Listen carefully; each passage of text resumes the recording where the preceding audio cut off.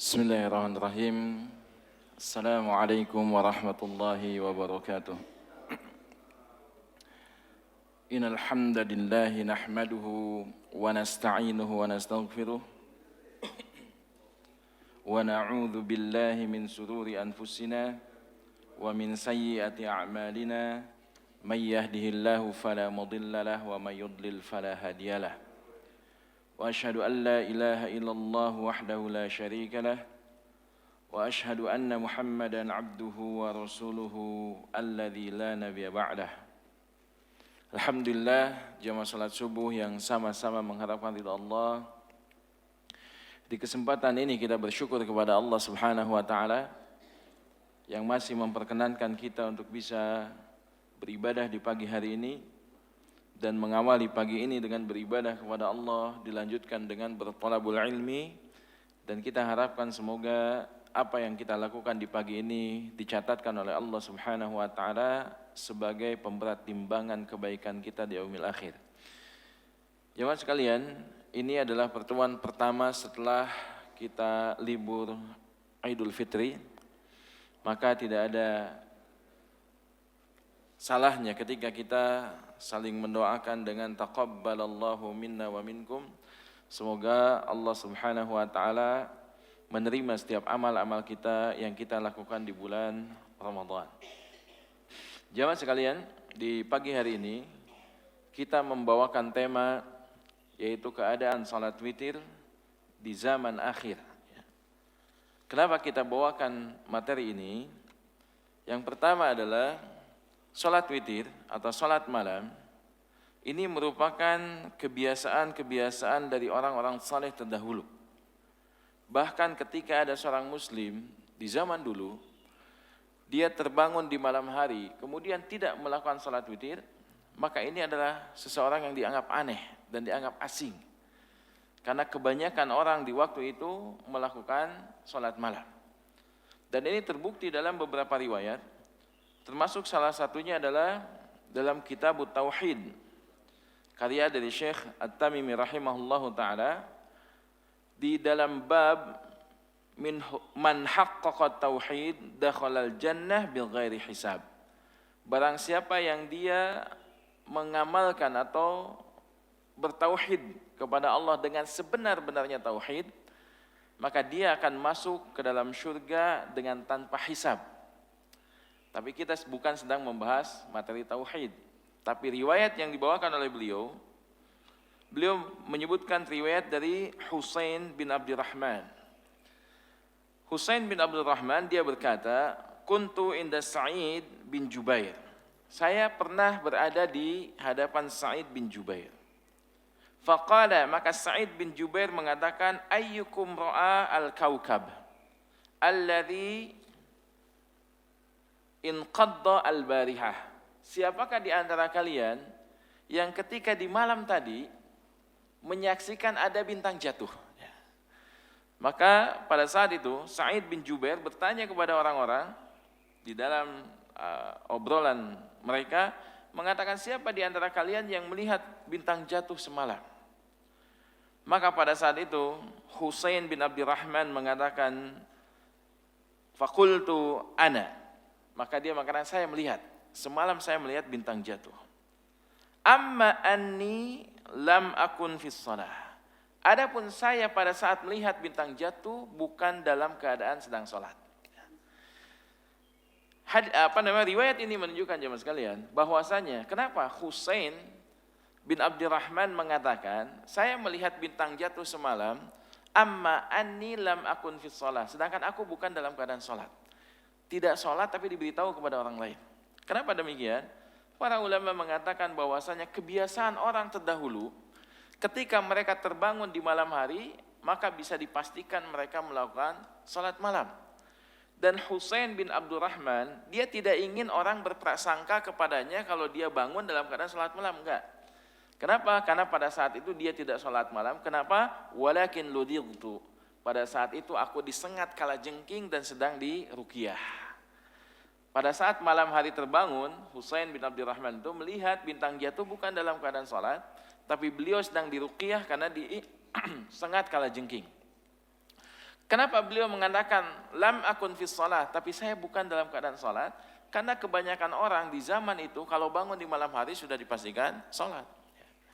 Tapi kalau di zaman sekarang kalau ada seseorang yang begadang bangun di malam hari, apa yang dilakukan? Ya mun tengah ronda nonton bola paling. Ya. Di zaman dulu salat malam. Makanya kalau kita lihat jamaah sekalian, benarlah yang disabdakan oleh Nabi SAW ketika mengatakan bada'al islamu ghariban wa sayaudu ghariban kama bada'a fatuba lil ghuraba. Islam datang dalam keadaan asing, aneh. Ketika Nabi SAW membawa agama dan mengajarkan tauhid kepada orang-orang pada saat itu, karena kebanyakan manusia mereka menyembah Tuhan-Tuhan yang banyak. Mereka tidak kenal dengan tauhid. Diajarkan menyembah Tuhan yang satu maka aneh, asing. Kemudian wasayaudu ghariban kama bada. Setelah itu keterasingan itu hilang. Setelah banyak orang masuk Islam, mereka bertauhid, maka keterasingan itu hilang karena rata orang-orang menyembah Allah Subhanahu wa taala. Tetapi Nabi SAW mengatakan wasayaudu ghariban kama bada. Di suatu akhir zaman nanti akan kembali Islam ini menjadi asing. Dan salah satu keterasingan adalah kita saksikan di zaman dulu. Ketika malam tiba, orang-orang melaksanakan salat malam. Karena dia tahu, sepertiga malam terakhir, dikatakan oleh Allah Subhanahu wa taala dalam hadis qudsi, "May yas'alani fa astajibalah." Barang siapa yang may yas'alani sa'utiyah. Barang siapa yang meminta kepadaku, aku akan beri. May yad'uni fa astajibalah. Siapa yang meminta, aku beri. Maka di sepertiga malam terakhir adalah waktu yang mustajab untuk melakukan ibadah. Di zaman dulu maka setiap orang ketika dia bangun di malam hari dia beribadah kepada Allah. Maka kita bawakan judul saat ini yaitu kondisi sholat witir di zaman akhir untuk melihat kondisi dan bagaimana seharusnya seseorang melaksanakan sholat witir. Nah kita lihat jamaah sekalian yang kita gunakan adalah kitab Fiqh Ibadat Al-Musawwar karya Dr. Abdullah Bahamam hafizahullah ta'ala. Beliau menyebutkan dalil berkaitan dengan hukmu al-witri wa fadlihi. Hukmul witri wa fadluhu. Hukum salat witir dan juga keutamaannya. Beliau mengatakan al-witru sunnatun muakkadah. Salat witir adalah hukumnya sunnah muakkadah. Apa itu sunnah muakkadah? Sunnah yang sangat dianjurkan kalau seandainya kita runutkan, maka setelah yang wajib ketika dia akan masuk runutan ke ibadah yang sunnah, maka sunnah muakkadah itu berada dalam susunan yang wajib dan diantara yang sunnah, maka berada di pertengahan. Yang seakan-akan sedikit lagi saja itu sudah menjadi wajib. Maka sunnah yang sangat dianjurkan. Dalil yang menyebutkan tentang wajibnya atau tentang sunnahnya seseorang melakukan sholat witir, karena sebagian para ulama mengatakan witir hukumnya wajib, sebagian lagi sunnah muakkadah. Sebagaimana yang disebutkan dalam hadis riwayat Imam Abu Dawud dalam sunannya, Nabi SAW bersabda, "Innallaha witrun." Sesungguhnya Allah itu adalah witir. Apa yang maksudkan witir? Ganjil. Ya, disebutkan witir itu adalah ganjil. Dan disebutkan dalam surat Al-Fajr, ya, ada yang ganjil, ada yang genap. Allah Subhanahu wa taala berfirman apa? Wal watri wal fajr walayalin ashar wasyaf'i wal watr. Yang genap demi yang genap dan juga demi yang ganjil. Maka ganjil yang dimaksudkan adalah sesuatu yang sebagaimana yang kita pahami dengan jumlah yang ganjil. Hanya yang jadi masalah jemaah sekalian, perkataan ganjil dalam bahasa kita kadang maknanya menjadi makna yang negatif. Ya, seperti misalkan kita melihat ada keganjilan dalam peristiwa ini. Terkadang disebutkan keganjilan itu sesuatu yang kadang buruk, keburukan. Padahal witir dalam bahasa Arab tidak memiliki makna yang seperti itu. Ya. Maka witir, makanya innallaha witrun, sesungguhnya Allah ganjil. Apa makna Allah ganjil? Allah itu satu, tidak ada duanya. Yuhibbul witra, dan Allah Subhanahu wa taala menyukai yang ganjil. Apa yang dimaksudkan menyukai yang ganjil? Salat malam yang jumlahnya ganjil, ya. Sesungguhnya Allah Subhanahu wa taala adalah yang Maha Esa, satu yang tidak ada duanya, dan Allah menyukai orang-orang yang melakukan salat malam. Oleh karena itu Nabi SAW bersabda, fa'utiru ya ahlal Qur'an. Maka lakukanlah salat witir wahai ahlul Qur'an. Dan dalam hadis ini jemaah sekalian, salat witir dikaitkan dengan Al-Qur'an. Kenapa demikian? Karena sesungguhnya salat witir yang dimaksudkan adalah salat yang memaknai atau dimaknai untuk salat-salat yang dilakukan di malam hari yang jumlahnya harus ganjil. Kadang namanya ada nama tahajud, kadang dinamai dengan nama witir, kadang di bulan Ramadan dinamai dengan apa? Tarawih dan seterusnya. Dan kita dapatkan jemaah sekalian, di bulan Ramadan kita dibiasakan untuk melakukan salat malam. Sebulan penuh loh. Sebulan penuh kita melakukan salat malam, kita melakukan tarawih. Dan ternyata kita mampu melakukan salat malam sepanjang setiap harinya. Setiap malamnya kita bisa salat malam. Tapi setelah Ramadan itu meninggalkan kita, apa yang terjadi jemaah sekalian? Sebagian orang meninggalkan salat malam di malam pertama ketika Ramadan itu meninggalkan kita. Di malam takbiran dia sudah tidak lagi salat malam. Padahal di awal Ramadan dia lakukan salat malam. Kemudian terus setiap malamnya dia lakukan salat malam. Dan kapan seseorang berhenti dari salat malam? Terkadang ketika Ramadan itu pergi, maka pergi pula lah salat malam tersebut. Maka salat witir atau salat malam, maka ini adalah ibadah yang tidak hanya dilakukan di bulan Ramadan. Tapi di bulan-bulan selain bulan Ramadan, maka kaum muslimin dianjurkan untuk melakukan salat witir. Dan di sini wa kana Rasul sallallahu alaihi wasallam yuhafidhu 'alal witri fil hadar was safar. Dan Nabi sallallahu alaihi wasallam senantiasa menjaga dua di antara salat-salat yang hukumnya sunnah bagi kita. Apa itu? Salat witir beliau tidak pernah tinggalkan dan salat qabla subuh tidak ditinggalkan, baik dalam keadaan mukim dan juga dalam keadaan safar. Dalam keadaan safar bepergian jemaah sekalian, maka salat-salat yang wajib saja itu diqasar. Apa itu qasar? Diringkas. Salat yang rubaiyah yang jumlahnya 4 itu menjadi 2. Maka para ulama mengatakan jika salat wajib yang jumlahnya 4 kemudian diqasar menjadi 2, yang wajib saja jumlah rakaatnya yang 4 menjadi 2, maka salat-salat sunnah itu tidak dikerjakan. Kecuali 2 salat sunnah yang tidak pernah ditinggalkan oleh Nabi SAW walaupun dalam keadaan safar. Salat apa itu? Yang pertama salat witir, yang kedua qabla subuh. Ini 2 salat yang tidak ditinggalkan dalam keadaan mukim ataupun dalam keadaan safar.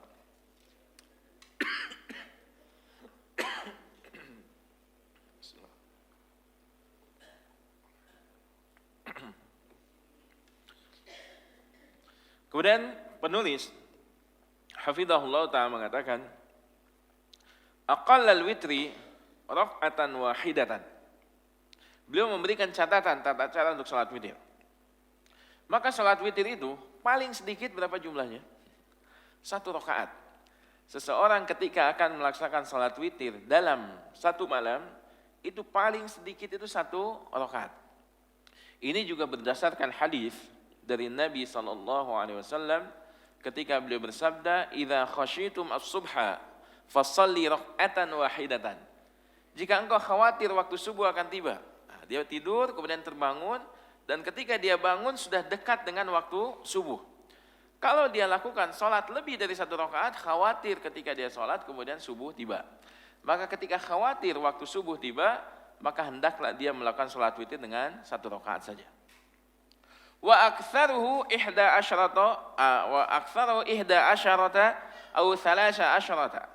Maka yang paling banyak jumlah witir ini bisa 11 rakaat atau bisa juga 13 rakaat. Bahkan sebagian para ulama tidak membatasi dengan jumlahnya. Ada yang 11, ada yang 13 atau kadang lebih dari itu sebagaimana yang dilakukan oleh Umar bin Khattab radhiyallahu anhu ketika beliau melaksanakan salat malam di zamannya itu dengan 20 rakaat. Kemudian ditutup dengan jumlah witir sisanya. Yusalliha raka'atain. Maka dianjurkan untuk melaksanakan salat witir ini atau salat malam ini itu lakukan 2 rakaat. Nah, sebagian lagi ada yang melaksanakan 4 rakaat. Ya. Para ulama menganjurkan dengan 2 rakaat. Tsumma yusalli wahidah yutiru biha. Kemudian setelah itu dia melakukan sholat 1 rakaat untuk menjadikan jumlahnya ganjil. Jadi sholat witir tata caranya, lakukan 2 rakaat, 2 rakaat, 2 rakaat sampai nanti pada akhirnya dia tutup dengan 1 rakaat. Ini berdasarkan hadis dari Nabi SAW ketika beliau bersabda, "Sholatul lail mathna mathna." Salat malam itu 2 rakaat, 2 rakaat. Maka boleh baginya melakukan sholat witir dengan cara yang pertama, lakukan 2 rakaat, 2 rakaat, 2 rakaat, 2 rakaat, di akhir tutup dengan 1 rakaat. Maka ini cara yang pertama dan ini dibolehkan. Kemudian beliau hafizahullah taala mengatakan bahwasanya wa adna al-kamal 3 rakaat, dan kesempurnaan sholat witir yang pertengahan itu jumlahnya 3 rakaat. Yusalli raka'atain tsumma yusallim. Dia salat 2 rakaat kemudian setelah itu salam, wa yusalli raka'atan wahidatan wa yusallim. Kemudian salat 1 rakaat kemudian dia salam dengan cara yang tadi. 2 rakaat salam, 1 rakaat salam. Ini cara yang pertama. Kemudian cara yang kedua adalah dengan melakukan salat witir dengan 3 rakaat secara langsung, ya. Boleh dilakukan dengan 2 rakaat salam, kemudian ditambah 1 rakaat kalau 3 rakaat. Boleh juga seseorang tersebut melakukan 3 rakaat secara langsung. Ketika dia sholat langsung 3 rakaat tanpa ada tahiyat awal. Karena biasanya untuk sholat-sholat yang lain atau sholat-sholat yang wajib, ketika lebih dari 2 rakaat maka ada tahiyat awal. Setelah itu baru ada tahiyat akhirnya. Sedang untuk sholat witir, ketika dia melakukan sholat witir tersebut, maka kalau dilakukan 3 rakaat secara langsung, maka dia bisa untuk melakukannya 3 rakaat tanpa diselingi dengan salam. Bahkan sebagian para ulama disebutkan dalam beberapa riwayat disebutkan 5 rakaat. Itu bisa dengan witir 5 rakaat. Maka yang tersedikit adalah 1 rakaat, kemudian boleh 3 rakaat, boleh 5 rakaat dan seterusnya. Cuman masalahnya kalau yang jadi masalah bagi kita kalau rakaat yang banyak, kemudian kita melakukan sholat tersebut, apalagi di malam hari, yang jadi masalah apa? Kadang kita lupa dengan jumlah rakaat. Ini yang jadi masalah. Terkadang kita sholat 4 rakaat, kadang kita ragu, ini rakaat keempat atau rakaat ketiga. Maka muncul keraguan dalam sholatnya. Maka jika demikian, maka yang terbaik kalau kita ingin melakukan, maka lakukanlah sholat malam dengan 2 rakaat salam, kemudian 1 rakaat salam, atau boleh juga dengan melakukan 3 rakaat secara langsung. Dan beliau hafizahullah ta'ala mengatakan dan menukilkan hadis bahwasanya seseorang ketika melakukan sholat witir itu ada surat-surat yang dianjurkan untuk dibaca ketika sholat witir. Sebagaimana yang disebutkan dalam hadis riwayat Imam An-Nasai dari Ubay bin Ka'ab radhiyallahu anhu, beliau berkata, "Kana Rasulullah sallallahu alaihi wasallam yaqra'u fi rak'ah al-ula minal witri bi sabbihisma rabbikal a'la." Bahwasanya Nabi sallallahu alaihi wasallam beliau terbiasa ketika melakukan salat witir, di rakaat yang pertama beliau membaca apa? Surat Al-A'la, sabbihisma rabbikal a'la. Kemudian setelah itu wa fi tsaniyah, dan di rakaat yang kedua Nabi sallallahu alaihi wasallam membiasakan diri untuk membaca qul ya ayyuhal kafirun, surat Al-Kafirun. Rakaat pertama Al-A'la, rakaat yang kedua surat Al-Kafirun. Wa fi tsalitsah, dan adapun di rakaat yang ketiga adalah qul huwallahu ahad, yaitu membaca qul huwallahu ahad. Maka ini 3 surat yang dibaca ketika seseorang melakukan salat witir 3 rakaat. Nah, berkaitan dengan surat ini jemaah sekalian, para ulama mengatakan bahwasannya ketika ada surat-surat yang dibaca khusus oleh Nabi SAW dalam salat tertentu dan beliau mengulang melakukannya, bahkan ada anjuran untuk melakukannya menggunakan surat tertentu tersebut, maka menggunakan surat ini adalah sesuatu yang sangat dianjurkan. Seperti contohnya apa? Contohnya ketika seseorang membaca surat Al-A'la, Al-Kafirun, juga Al-Ikhlas. Itu dengan Qul huwallahu ahad. Ini 3 surat yang dilakukan ketika melakukan sholat witir yang jumlahnya 3 rakaat. Terkadang juga dianjurkan dalam kondisi ketika seseorang dalam keadaan haji ataupun umrah, atau bahkan untuk melakukan tawaf sunnah. Walaupun tawaf sunnah sekarang sulit untuk bisa dilakukan di ruang utama di Masjidil Haram. Kita tidak bisa tawaf di depan Ka'bah ketika kita melakukan sholat, tawaf sunnah. Kenapa? Karena ada aturan terbaru di Saudi Arabia, itu orang-orang yang diperkenankan tawaf di depan Ka'bah adalah orang yang sedang melaksanakan umrah. Dia harus menggunakan kain ihram. Maka kalau tidak menggunakan kain ihram, dia bisa tawaf di lantai kedua dan seterusnya. Maka ketika seseorang melakukan tawaf itu 7 putaran, setelah beres sholat tawaf 7 putaran, maka disunnahkan melaksanakan sholat. Di mana tempat sholatnya yang terbaik? Di belakang Maqam Ibrahim. Di belakang Maqam Ibrahim, maka ini tempat yang terbaik untuk sholat ketika dia telah melakukan tawaf. Dan di situ ada anjuran bagi kita untuk membaca surat yang khusus. Surat apa itu? Yang pertama surat Al-Kafirun ketika di rakaat yang pertama, yang kedua surat Al-Ikhlas. Maka ketika datang anjuran seperti ini, maka yang paling utama adalah menggunakan surat-surat yang dikhususkan dalam kondisi-kondisi khusus tersebut. Jadi kalau kita sudah melakukan tawaf, melakukan salat di belakang Maqam Ibrahim, maka lakukanlah salat 2 rakaat dengan Al-Kafirun di rakaat yang pertama, kemudian Al-Ikhlas di rakaat yang kedua. Begitu pula dalam salat witir.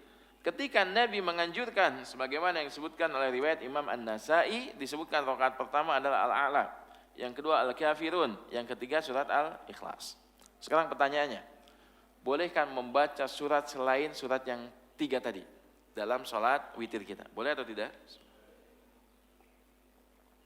Para ulama mengatakan boleh untuk membaca selain yang ketiga, tapi kalau yang ditanya adalah mana yang utama? Apakah membaca Al-A'la, Al-Kafirun dengan Al-Ikhlas, ataukah membaca surat yang lain? Maka jawabannya adalah membaca 3 surat ini maka lebih utama. Karena apa yang dilakukan oleh Nabi SAW, apalagi berulang, maka itu yang terbaik. Kemudian setelah itu, Nabi yang mulia SAW menyebutkan tentang waktu yang dibolehkan bagi seseorang melakukan sholat witir. Kapan bolehnya? Dari mulai kapan sampai kapan?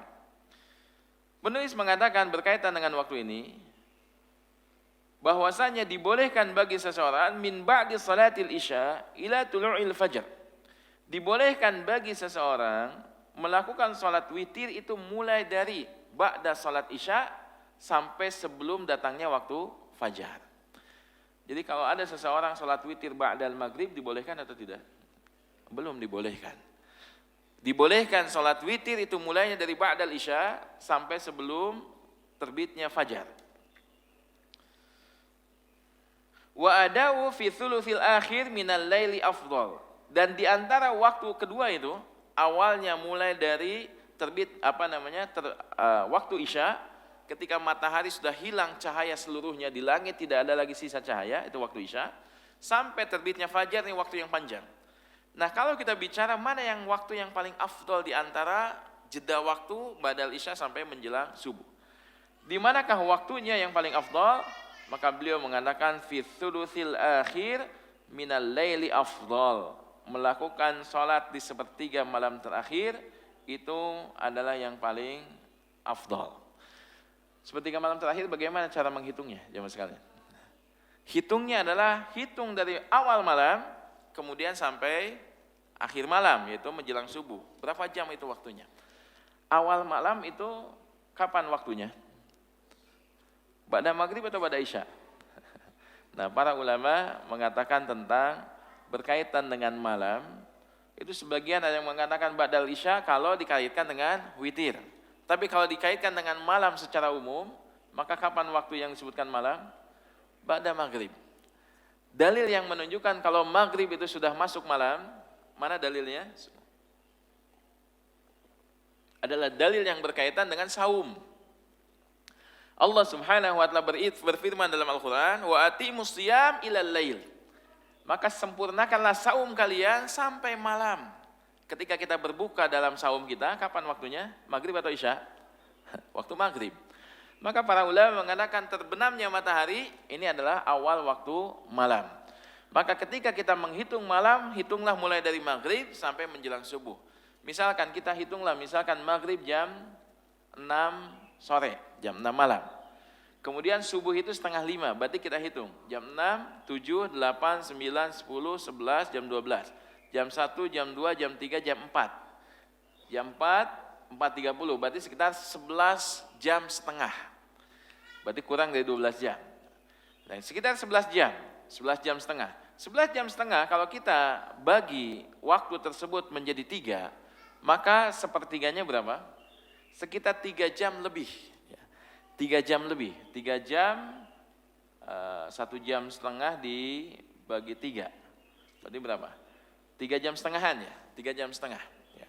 Berarti kalau kita lihat 3 jam setengah, berarti kita hitung mundur dari 4:30, 4:30 waktu subuh, terbitnya fajar. Berarti kita mundur 3 jam setengah, 3:30, 3:30, 3:30, 3:30, 2, kemudian jam 2. Berarti 3 jam setengah itu mulai dari jam 2. Maka disitulah sepertiga malam terakhir yang bisa dilakukan untuk melakukan sholat malam yang paling afdal. Nah, ini berdasarkan hadis riwayat Imam Muslim yang menunjukkan tentang bolehnya seseorang melakukan sholat malam di awal malam. Ini berada dalam hadis yang sahih riwayat Imam Muslim. Hadis ini dari Jabir. Beliau mengatakan anna Nabiyya sallallahu alaihi wasallam qala, bahwasanya Nabi sallallahu alaihi wasallam bersabda, "Man khafa alla yaquma min akhiril lail falyutiru awwalahu." Barang siapa seseorang yang dia khawatir tidak bisa bangun di malam hari, di akhir malam, sepertiga malam terakhir, maka hendaklah dia melakukan witir awwalahu, di awal malamnya. Awwalahu maksudnya apa? Di waktu ba'dal isya. Dan inilah yang menjadi landasan kenapa sholat tarawih di ba'dal isya. Karena sholat tarawih di ba'dal isya ini waktu awal dibolehkannya melakukan sholat witir. Padahal sholat tarawih yang paling afdal kapan waktunya? Sepertiga malam terakhir. Cuman masalahnya kalau di masjid ini, Masjid Al-Ikhlas ini diumumkan nanti sholat malam sepertiga malam terakhir. Sholat tarawih sepertiga malam terakhir. Kira-kira jamaah datang atau enggak? Sepi kayak masjidnya. Karena di masjid yang lain, saya bicara masjid yang lain ya, penuhnya itu hanya di awal Ramadan sekitar 3-5 hari saja. Sampai masjid itu saking penuhnya, Selasa tempat parkir dipakai untuk sholat. Karena saking penuhnya jamaah sampai parkiran juga harus dipakai untuk sholat. Dipasang terpal, dipasang tenda. Tapi kapan bertahannya itu? Paling sekitar 3 hari, 5 hari, paling lama kadang 10 hari. Setelah itu jamaah sudah mulai masuk lagi ke masjid. Makanya kadang sebagian masjid berpikir nih kayaknya masjid harus diperluas ini. Kenapa jamaah nggak muat ini? Sampai-sampai harus keluar, berarti ini harus di tingkat 2 atau diperluas masjidnya. Kapan terjadinya? Di awal Ramadan. Kalau sudah lewat 10 hari berpikir ulang, cukup gini kan? Tidak perlu diperluas lagi kalau begitu, ternyata cukup jamaahnya. Karena memang semangatnya di awal. Semangat itu di awal. Nah, kalau kita lihat di bulan Ramadan, ketika melaksanakan salat malam atau salat tarawih, maka itu dilakukan di awal malam, dan ini berdasarkan hadis ini, hadis riwayat Muslim, maka dibolehkan bagi kita untuk melakukan witir di awal malam.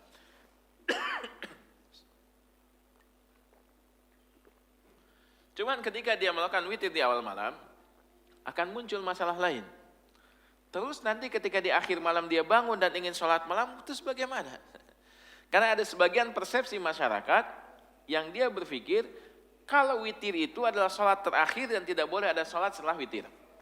Maka ini pernyataannya salah. Karena dalam hadis ini disebutkan kalau kita khawatir di malam hari tidak bangun, maka hendaklah sholat witir di awal malam. Seperti contohnya sebagian orang yang kadang dia menggunakan alarm di handphonenya. Alarmnya disetting setiap hari dan dibunyikan jam 2. Jam 2 malam dia akan bunyikan. Tujuannya apa? Biar bangun di malam hari. Setelah itu, dia tidur dan di jam 2 malam kemudian alarmnya bunyi. Apa yang dia lakukan? Dia bangun, ambil handphonenya, matikan alarmnya. Setelah itu apa yang dilakukan? Apakah sholat malam? Enggak, tidur lagi. Dan itu terjadi sepanjang hari. Jadi setiap malam begitu kerjaannya. Hanya sekedar bangun, lihat alarm, matikan, dia tidur. Besoknya begitu lagi, bangun, matikan alarm, tidur. Terus ngapain pasang alarm kalau cuma buat matiin doang? Nah, kalau kondisinya demikian, khawatir nanti malam bangun tapi nggak bisa sholat malam, maka boleh kita melakukan sholat malam di awal malam. Dan dibolehkan bagi kita untuk melakukan sholat malam setelah witir, itu dibolehkan.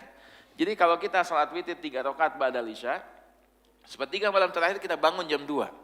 Kemudian kita ingin melengkapkan sholat witir tersebut dengan jumlah yang ideal, ingin 11 rakaat, 13 rakaat dan seterusnya, maka boleh bagi kita untuk menambahkan jumlah-jumlah tersebut, tapi tidak melakukannya dengan jumlah yang ganjil. Harus jumlahnya genap.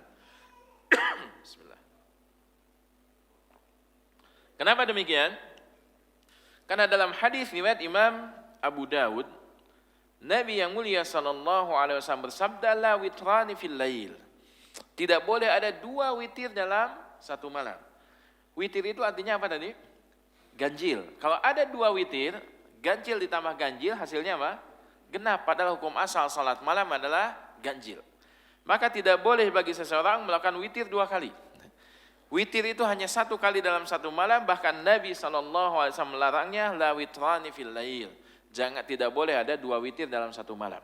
Walaupun memaknai hadis ini berselisih pendapat juga para ulama. Termasuk beberapa para ulama terkini seperti Lajnah Daimah lil Ifta, dan juga beberapa para ulama memfatwakan tentang cara untuk melakukan sholat malam setelah dia witir di awal malam. Bagaimana caranya? Sebagian para ulama mengatakan lakukan sholat 1 rakaat untuk membatalkan witir yang awal. Karena awal ketika dia sholat 3 rakaat, kemudian dia tidur. Di tengah malam atau sepertiga malam terakhir dia bangun, maka dia lakukan sholat 1 rakaat untuk membatalkan witir yang awal. Berarti jumlahnya menjadi genap. Setelah itu dia lakukan sholat malam, dan diakhiri dengan witir. Diakhiri dengan witir. Bukankah ini menyelisih hadis yang menunjukkan kalau tidak boleh ada witir dalam satu malam? Maka para ulama yang berpendapat dengan pendapat ini mengatakan iya. Larangannya itu melakukan 2 kali witir. Sedangkan yang dilakukan oleh orang tadi berapa kali witirnya? 3 kali. Witir yang pertama ba'dal isya 3 rakaat. Kemudian setelah itu di malam ketika dia akan melakukan sholat, dia lakukan witir 1 rakaat, berarti sudah 2 witir. Dan kemudian setelah itu dia melakukan sholat malam, diakhiri dengan witir, 3 kali witir. Dan mereka berpendapat larangan itu 2 witir. Tapi kalau 3 witir maka tidak termasuk larangan. Maka sebagian para ulama ada yang memfatwakan batalkan witir yang awal dengan menambahkan 1 rakaat ketika akan melakukan sholat malam. Setelah itu baru lakukan 11 rakaat dan seterusnya. Ini cara yang pertama. Cara yang kedua yang disebutkan oleh para ulama, bahwasanya tidak perlu witir dibatalkan. Maka lakukan saja sholat yang jumlahnya genap. Karena ketika jumlah genap ini digabungkan dengan awal sholat isya, di ba'dal isya, maka ketika dijumlahkan jumlahnya adalah ganjil. Dan itulah yang paling benar menurut sebagian pendapat para ulama. Maka dibolehkan bagi seseorang melakukan sholat malam walaupun dia sudah melakukan sholat witir. Adapun dalil yang menunjukkan bahwasanya jadikanlah witir menjadi akhir sholat kalian. Apa yang dimaksudkan ini? Karena di malam hari ketika seseorang melakukan sholat dan rangkaiannya itu sholat malam, maka witir itu harus di akhir dan tidak boleh di awal. Kalau satu rangkaian, contoh, ada seseorang melakukan sholat malam 11 rakaat. Boleh tidak kalau dia melakukan 3 rakaat dulu, kemudian setelah itu dia 2 rakaat, 2 rakaat, 2 rakaat, 2 rakaat, salam. Boleh atau tidak? Kalau dalam satu rangkaian sholat maka tidak boleh. Misalkan tarawih ya, ba'dal isya, setelah sholat ba'dal isya, kemudian akan melaksanakan tarawih. Tiba-tiba imam mengatakan kita witir dulu ya 3. Kemudian dia witir, setelah itu kemudian dia sholat 2 rakaat, 2 rakaat, 2 rakaat. Maka ini tidak dibolehkan. Kenapa? Dalam satu rangkaian sholat, maka witir itu menjadi terakhir, sholat yang terakhir dalam satu rangkaian tersebut. Tetapi ketika sholat ini sholat tidak satu rangkaian, terjeda. Dia sholat ba'dal isya kemudian witir. Setelah itu kemudian dia tidur. Terbangun di malam hari kemudian dia sholat, maka sholat ini sholat yang terjeda dengan tidur tadi, bukan satu rangkaian. Maka dibolehkan baginya melakukan sholat dengan jumlah yang genap karena di awalnya sudah ganjil. Yang tidak boleh itu menjadikan witir di awal dalam satu rangkaian sholat. Ini yang tidak dibolehkan. Tapi kalau rangkaian sholat ini tidak dalam satu rangkaian, terjeda tidur, terjeda waktu yang panjang dan seterusnya, maka dibolehkan. Bahkan Nabi SAW ketika beliau tertinggal sholat malam, dan juga ini dijadikan kebiasaan para sahabat ketika dia tidak melakukan sholat malam, maka beliau mengqadha'nya di siang hari dengan jumlah yang genap. Saking dijaganya sholat witir, ketika dia tertinggal sholat witir satu malam misalkan tidak terbangun, tiba-tiba ketika bangun di waktu subuh, maka sholat witir tersebut diqadha di siang hari tapi jumlahnya menjadi jumlah yang genap. Karena hukum asal sholat siang adalah genap, sholat malam adalah ganjil. Maka diqadhalah di siang hari dengan jumlah yang genap. Tapi para ulama memberikan syarat. Apa syaratnya? Dia terbiasa melakukan sholat malam, sholat witir, kemudian suatu ketika dia tertinggal maka dia qadha di siang harinya dengan jumlah yang genap. Tapi jangan dijadikan alasan setiap sholat itu diqadha. Jadi setiap malam dia nggak sholat, tapi sholat malamnya dilakukan di siang hari, setiap hari terus dia lakukan. Qadha itu tidak setiap waktu. Maka qadha itu mengqadha salat-salat sunnah, karena salat sunnah dibolehkan untuk diqadha ketika terlewat. Beberapa salat sunnah dibolehkan untuk diqadha ketika dia terlewat. Termasuk salat malam ketika suatu ketika terlewat dibolehkan baginya untuk diqadha di siang hari dengan jumlah yang genap, tidak lagi jumlah ganjil, karena hukum asal salat siang adalah genap. Kemudian disebutkan juga di dalam hadis riwayat Imam Muslim, Nabi SAW bersabda, "Man tami'a ayyakuma akhirahu, falyutiru akhiral lail." Barang siapa yang dia mampu untuk bisa melakukan salat malam di akhir malam, maka hendaklah dia melakukan salat witir itu di akhir malam tersebut. Kenapa? Fa inna salata akhiril lail mashhudatun wa dzalika afdal. Karena Nabi SAW bersabda, salat yang dilakukan di akhir malam itu disaksikan, dan ini adalah yang paling afdal. Apa yang maksud disaksikan? Disaksikan oleh siapa? Oleh para malaikat. Terus kalau di awal malam memang tidak disaksikan oleh malaikat. Apakah malaikat tidak ada di awal malam? Ada. Hanya malaikat itu diperintahkan oleh Allah Subhanahu wa taala, ada yang ditugaskan malaikat siang, ada juga yang ditugaskan malaikat malam. Dan ketika terjadi pertemuan antara malaikat siang dan malaikat malam adalah ketika berada di akhir malam. Maka di akhir malam malaikat malam masih ada, malaikat siang kemudian berkumpul. Dan ketika malaikat ini berkumpul, malaikat siang dan malam, maka di situ berkumpul banyak malaikat dan dikatakan ini adalah sholat yang disaksikan oleh malaikat. Oleh karena itu, ketika seseorang melakukan sholat malam, maka boleh baginya untuk melaksanakan sholat, bukan boleh, yang paling afdol baginya adalah melakukan sholat malam di akhir malamnya. Jadi ada dua waktu yang dibolehkan, rentang waktu yang dibolehkan, dari ba'dal isya sampai menjelang subuh. Di antara dua rentang waktu ini yang paling afdol adalah berada di sepertiga malam terakhirnya. Ini yang paling utama jika seseorang mampu. Sebagian orang diberikan kemampuan oleh Allah Subhanahu wa taala untuk bisa bangun di sepertiga malam terakhir. Jika demikian, lakukan yang afdal, lakukan salat malam di akhir malamnya. Sebagian orang terkadang bisa, terkadang tidak. Terkadang sepertiga malam terakhir dia bangun, kadang juga sulit untuk bisa terbangun di sepertiga malam terakhir. Bagaimana untuk kondisi yang demikian? Boleh baginya untuk salat witir di awal malam. Nah sekarang bagaimana caranya agar kita bisa terbangun di malam hari untuk melakukan salat witir? Kadang sebagian orang sulit untuk bisa bangun di sepertiga malam terakhir untuk melakukan salat witir. Apa yang dinasihatkan oleh para ulama? Pertama, para ulama ini disebutkan dalam kitab Tazkiyatun Nufus berkaitan dengan salat malam. Mereka mengatakan barang siapa yang Allah tolong untuk bisa bangun di sepertiga malam terakhir.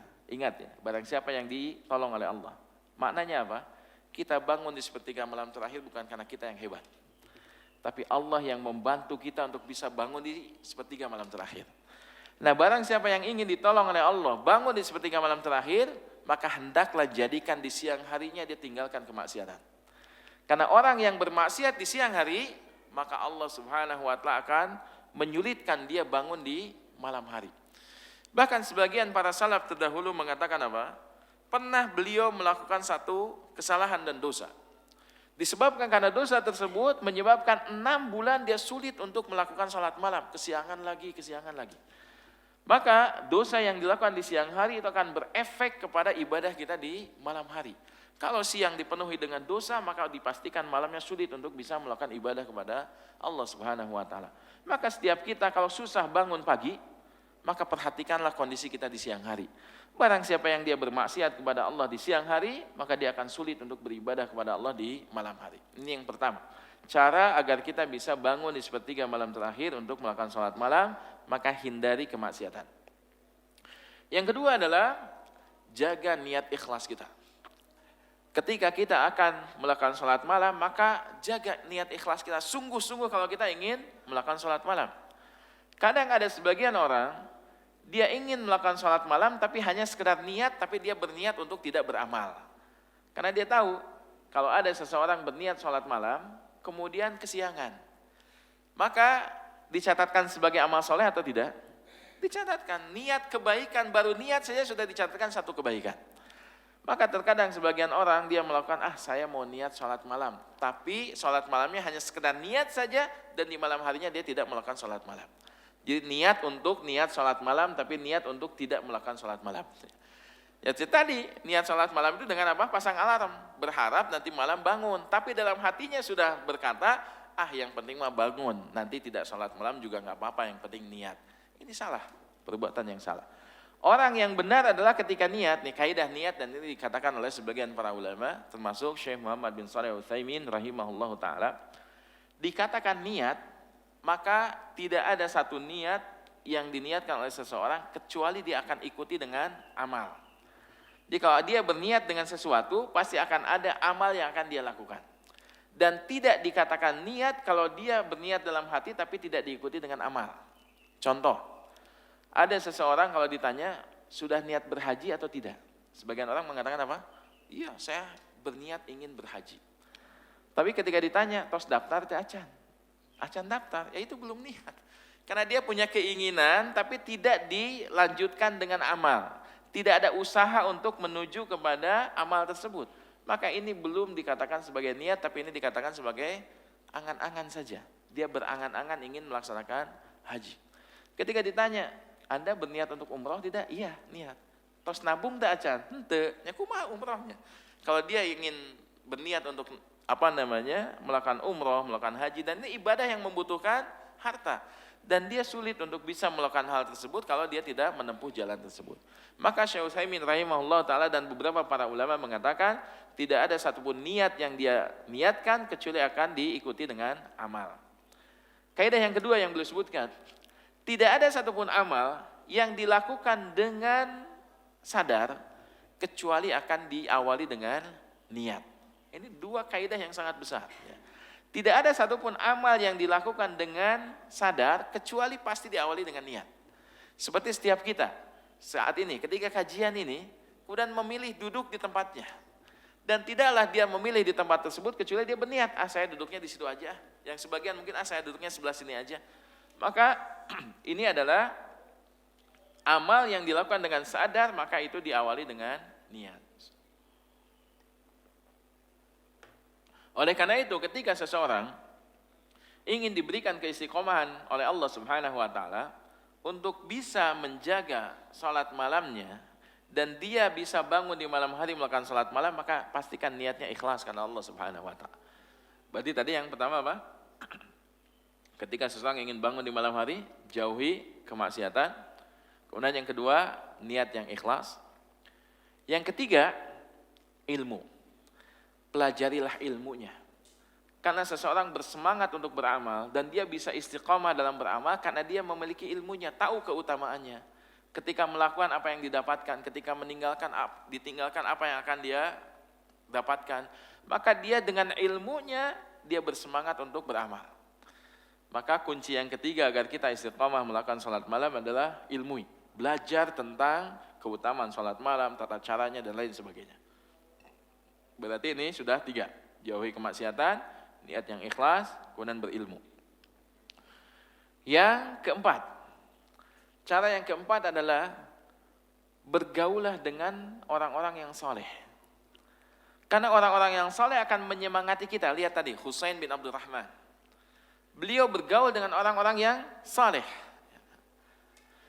Ketika berada dalam lingkungan yang baik, maka kita termotivasi untuk selalu beramal soleh. Tapi kalau lingkungannya buruk, misalkan kalau kita bersahabat dengan seseorang yang menyebabkan ke majelis taklim semakin jarang, sholat semakin ditinggalkan sholat-sholat sunnah, ibadah-ibadah sunnah semakin jauh, bahkan yang wajib pun terlambat, semakin malas melakukan ibadah disebabkan bergaul dengan seseorang, maka ketahuilah teman bergaul kita adalah teman yang jelek. Tapi ketika kita bergaul dengan seseorang kemudian ke masjid semakin rajin, menghadiri majelis ilmu semakin rajin, bacaan Quran tersemangati, hafalan bertambah, dan seterusnya, maka ketahuilah ini teman yang baik dan jangan ditinggalkan teman yang demikian. Maka terkadang seseorang meninggalkan ibadah dan hilang semangat ibadah disebabkan salah dalam bergaul. Maka pastikan dia bergaul dengan orang yang tepat. Kemudian yang berikutnya, yang keberapa berarti berikutnya? Yang kelima ya, hindari kemaksiatan, jaga niat supaya ikhlas, kemudian berilmu, kemudian bergaul dengan orang-orang yang saleh. Yang kelima adalah paksakan. Kita harus memaksakan diri, lawan kemalasan kita. Karena kemalasan datang dari siapa? Datang dari syaitan. Bahkan kita diperintahkan oleh Nabi yang mulia SAW untuk berdoa, menghindarkan diri kita dari apa? Al-kasal. Allahumma inni a'udzubika minal kasal. Ya Allah, aku berlindung kepadamu dari sifat malas. Kenapa? Karena malas datang dari syaitan. Maka kemalasan timbul, paksakan. Lawan kemalasan tersebut. Ketika kita malas beramal, paksakan agar kita tetap beramal. Karena kalau kita ikuti kemalasan ini menyebabkan kita meninggalkan amal tersebut. Dan hati-hati, kemalasan itu nular. Kalau ada orang yang sudah mulai malas ke masjid, perhatikanlah, dia akan telat waktu sholatnya. Orang yang asalnya rajin ke masjid, dia sholat di awal waktu berjamaah, kemudian dia tinggalkan satu amal, tidak datang ke masjid, maka perhatikan, dia akan telat sholat dari waktunya. Nanti setelah telat dari waktunya, dia akan tinggalkan sebagian sholat. Dan kalau sebagian sholat sudah tinggalkan, dia akan tinggalkan seluruh sholatnya, maka berhati-hati. Kemalasan yang kita ikuti akan menyebabkan amal yang kita lakukan rusak, dan akan menular kerusakan itu kepada amal yang lainnya. Maka paksakan, ketika seseorang malas, pastikan dia paksakan diri untuk tetap beramal, walaupun tidak banyak. Sholat malam 11 rakaat, tapi malas, daripada henti sama sekali 1 rakaat saja. Paksakan walaupun hanya 1 rakaat. Maka dengan cara demikian kita akan terbiasa. Berarti ini kunci yang kelima. Kemudian kunci yang keenam adalah perbanyaklah doa kepada Allah Subhanahu wa taala. Karena kemampuan kita untuk beribadah kepada Allah, munculnya keinginan kita untuk beribadah kepada Allah, siapa yang mengaruniainya? Allah Subhanahu wa taala. Bukan kita yang hebat, bukan. Allah yang telah memberikan karunia kepada kita. Perbanyaklah berdoa kepada Allah agar kita dimudahkan untuk melakukan salat malam, salat witir, untuk bisa istiqamah dalam menjalankannya. Maka dengan cara kita berdoa kepada Allah, maka kita meminta pertolongan Allah untuk diberikan keistiqomahan dalam beramal. Berarti ini 6 hal yang perlu kita jaga ketika kita ingin menjaga diri dari salat malam. Ramadan sudah lewat, tapi kemudian kita bisa menjaga amalan-amalan yang kita lakukan di bulan Ramadan, yaitu menjaga salat witir. Baik, sebelum kita akhiri sesi ini jemaah sekalian, kita akan coba murajaah 6 kunci yang kita tadi sebutkan berkaitan dengan kiat agar kita bisa istiqamah dalam salat malam. Yang pertama apa tadi? Hindari kemaksiatan. Karena maksiat bisa menyebabkan ditutupkannya pintu-pintu kebaikan bagi kita. Siangnya kita bermaksiat, malamnya kita akan sulit untuk bisa bangun melakukan salat malam. Yang kedua apa? Niat yang ikhlas. Ikhlaskan niat kita untuk beribadah kepada Allah, bersungguh-sungguh untuk menjalankan ketaatan kepada Allah Subhanahu wa taala.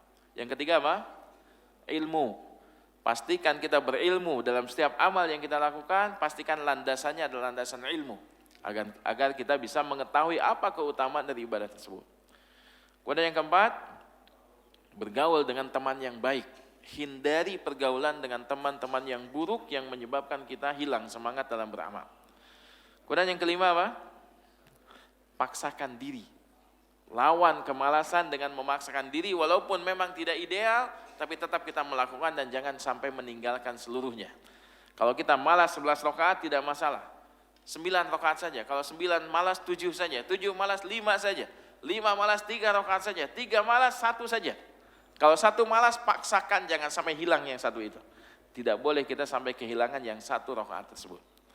Kemudian yang terakhir apa? Perbanyaklah doa kepada Allah. Maka ini 6 cara agar kita bisa diberikan keistiqomahan dalam setiap ibadah-ibadah kita dan termasuk juga ibadah untuk menjaga salat witir kita. Baik, alhamdulillah kita cukupkan materi kita sampai di sini dan sisa waktu kita akan manfaatkan untuk sesi tanya jawab. Wassallallahu ala nabiyina Muhammadin wa ala alihi washabihi ajmain wa akhiru da'wana alhamdulillahirabbil alamin. Barangkali ada pertanyaan yang akan disampaikan, silakan.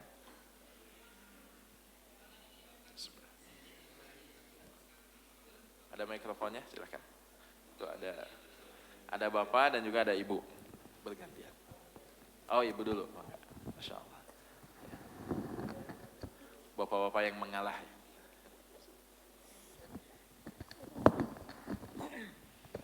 Assalamualaikum warahmatullahi wabarakatuh. Waalaikumsalam warahmatullahi wabarakatuh. Apabila kita tertidur kemudian bangun saat-saat mau subuh, mana diutamakan tahajudnya atau witirnya atau yang ganjilnya? Ketika seseorang terbangun terlambat bangun sehingga sudah hampir subuh, sedangkan kita belum melaksanakan sholat malam. Mana yang didahulukan, yang 2 rakaat atau yang 1 rakaat? Baik. Ketika seseorang terlambat bangun dan mendekati waktu subuh, apa yang harus dia lakukan? Apakah dia melakukan yang 2 rakaat dulu beberapa kali kemudian 1 rakaat, ataukah dia dahulukan untuk 1 rakaat agar waktu subuh tiba kita sudah selesai sholat witir? Sebagaimana yang tadi kita sebutkan, Nabi SAW bersabda, "Idza khasyitum as-subha fashalli raka'atan wahidatan." Jika khawatir subuh tiba, maka sholatlah walaupun hanya 1 rakaat. Berarti kita bisa perhitungkan nih, ketika bangun, berapa jeda dari waktu kita ke sholat subuh. Kalau seandainya kita cukup untuk melaksanakan 3 rakaat, maka lakukan 3 rakaat. Boleh dengan cara 2 rakaat salam plus 1 rakaat salam. Atau boleh dengan 3 rakaat secara langsung. Tapi kalau secara perhitungan, kita hitung, setelah bangun kemudian kita berwudu, lihat jam, wah ini adzan tinggal 3 menit lagi. Maka kalaupun saya sholat lebih dari 1 rakaat, mungkin bisa jadi pas rakaat kedua adzan berkumandang. Nah, maka jika demikian, maka boleh baginya untuk melaksanakan 1 rakaat saja, kemudian bersiap untuk melakukan sholat subuh. Jadi tergantung ketika dia bangunnya, seberapa dekat dengan waktu subuh. Kalau sudah sangat dekat sekali, maka lakukanlah hanya 1 rakaat saja. Tapi kalau cukup 3 rakaat, maka lakukan 3 rakaat. Kalau cukup lebih panjang dari itu, misalkan 10 menit sebelum adzan, mungkin kita bisa lakukan lebih dari itu. Oleh karena itu, maka tergantung di berapa jeda antara bangun dia ke salat subuh. Kalaupun terlalu mepet untuk melakukan lebih dari 1 rakaat, keburu adzan subuh, maka hendaklah melakukan walaupun hanya 1 rakaat. Begitu Ibu, Allah. Niatnya sholat malam. Ya, sholat malam itu adalah sholat yang dilakukan di malam hari dan itu mencakup nama lain ya. Sholat malam namanya bermacam-macam. Ada sholat witir. Witir itu sholat malam. Sholat tahajud. Tahajud juga termasuk witirnya. Kalau disebutkan tahajud berarti sudah sampai dengan witirnya. Termasuk ada qiyamul lail. Dan ada istilah-istilah yang lain dan semua istilah itu menunjukkan pada hakikat yang sama. Seperti ketika seseorang mengatakan kepada ayahnya, ada yang memanggil ayah, ada yang memanggil bapak, ada yang memanggil abi. Panggilannya berbeda tapi hakikatnya sama, orang yang sama. Nah ini juga begitu, untuk sholat malam itu nama-namanya berbeda tapi hakikatnya sama. Dikatakan witir, dikatakan sholat malam, dikatakan sebagai tahajud dan lain sebagainya. Dan kalau kita melakukan sholat malam 1 rakaat, kadang kan witir dipisah ya. Ini sholat malamnya, ini witirnya. Terkadang ada pemisahan dari sisi istilah. Tapi hakikatnya ketika dia sholat 1 rakaat, berarti minimal dia melakukan witir. Berarti niatnya untuk melaksanakan sholat witir. Begitu Ibu, Allah a'lam. Ada lagi yang lainnya?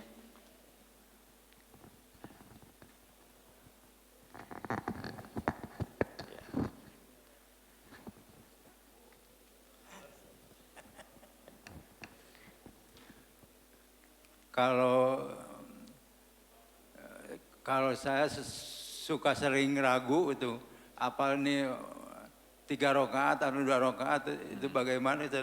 Nah, bukan cuma Bapak, Pak. Kayaknya banyak orang yang ragu. Pertanyaan yang mewakili banyak orang. Kadang kita ragu ketika sholat, 2 rakaat atau 3 rakaat. Kadang yang lebih sering ragu kalau rakaatnya jumlahnya banyak. Ini ketika 4 rakaatnya 3 atau 4. Ketika 3 rakaat ini rakaat kedua atau ketiga. Kalau 2 rakaat masih ada yang ragu? Ada tapi jarang ya. Ini rakaat 1 atau 2 jarang. Ada tapi mungkin jarang.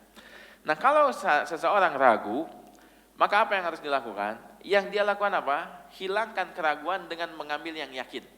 Sebagaimana sabda Nabi SAW, da' ma yaribuka ila ma la yaribuka. Tinggalkan yang ragu, ambil yang yakin. Gimana caranya?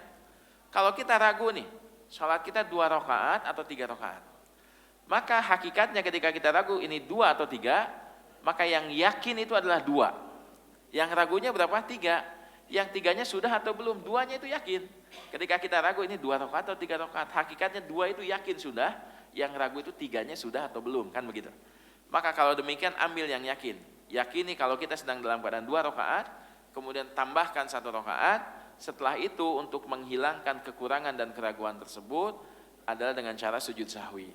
Sebelum salam sujud sahwi dengan cara dia takbir kemudian sujud, kemudian membaca doa sujud, takbir lagi kemudian dia duduk, tidak membaca apapun, takbir lagi kemudian dia sujud, membaca doa sujud, takbir kemudian duduk, baru salam ke kanan, salam ke kiri. Maka ini caranya untuk menghilangkan keraguan, karena sujud sahwi fungsinya apa? Ada 3 fungsi. Pertama adalah menghilangkan keraguan, yang kedua adalah untuk mengurangi, menyempurnakan kekurangan. Jadi kalau dia kurang, dalam ragu itu hakikatnya kurang, maka kekurangan itu ditutup dengan sujud sahwi. Kemudian yang keempat adalah menyempurnakan kelebihan. Kalau ada kelebihan rakaat, kelebihan rukun, itu disempurnakannya dengan sujud sahwi. Maka sujud sahwi menjadi solusi ketika kita ragu atau lupa, ini 2 rakaat atau 3 rakaat, ambil rakaat yang terkecil. Karena itu yang yakin, sempurnakan salatnya, dan sebelum salam dia lakukan sujud sahwi. Begitu Pak, Wallahu a'lam. Mohon bertanya Ustaz. Oh boleh, silakan. Seringkali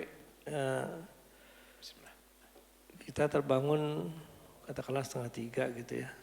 Terus tidurnya agak malam ya. Agak malam karena satu dan lain lah. Akhirnya aduh capek ya gitu. Ke kamar mandi sih. Ya, terus ya udah nanti aja ditangguhkan gitu ya. Istirahat dulu. Terus bangunlah 3:30 itu misalnya. Terus sholat gitu. Nah itu gimana ya sebaiknya kita? Apakah kita melawan itu sementara kita tahu besok itu kita mengukur kemampuan diri kan? Besok itu ketika kita paksakan dengan kondisi 2:30 terus akhirnya sampai berikutnya itu kita khawatir dengan kesehatan kita. Gitu. Ya. Kalau semakin tua kan semakin seperti itu ya. Nah ini gimana Ustaz? Baik, pertanyaan yang baik sekali. Berkaitan dengan poin tadi, ketika malas paksakan. Maka memaksakan dimaksudkan adalah ketika munculnya kemalasan. Artinya dia mampu tapi enggak mau. Nah kalau dia mampu tapi tidak mau, maka paksakan agar kita tetap melakukan ibadah tersebut. Tapi kalau berkaitan dengan kondisi tubuh, ngantuk, capek dan lain sebagainya, maka setiap tubuh itu memiliki hak. Bahkan Nabi SAW ketika melakukan salat malam, itu terkadang tidak langsung full seluruhnya. Kadang beliau salat beberapa rakaat, kemudian istirahat, tidur dulu. Istirahat dulu, kemudian setelah itu bangun, dilanjutkan lagi salat malamnya. Maka ini dibolehkan. Nah, bahkan ketika tubuh kita lemah, tubuh kita dalam keadaan tidak fit, ngantuk, kemudian kita bangun ingin salat malam tapi nggak kuat nih ngantuk. Kadang sebagian orang ada yang memaksakan, dan karena dia memaksakan diri, apa yang terjadi? Kadang dia berdiri dalam keadaan tidur, geus teu inget. Kemudian ketika dia bangun, nah geningan baca naon tadi, sudah berapa rakaat tadi? Kenapa? Karena dia memaksakan. Kadang sebagian orang ketika sujudnya lama, padahal lama itu ketiduran. Ketika dia bangun, kela ieu rakaat kasabari hiji. Nah ini adalah kondisi yang kita tidak dibolehkan untuk memaksakan diri dalam kondisi ini. Jadi yang dipaksakan itu dia mampu tapi malas. Nah ini yang perlu dipaksakan. Tapi kalau tubuh sudah tidak mampu, bahkan dalam sholat malam kalau kita bangun ingin sholat malam, terus ngantuk nggak kuat kita, maka tidur dulu. Karena kalaupun kita paksakan dalam keadaan ngantuk, pasti sholatnya tidak khusyuk. Dan khusyuk di dalam sholat adalah hal yang penting, seperti ruh terhadap jasad. Seseorang sholat tapi tidak ada khusyuk seperti jasad yang tanpa adanya ruh.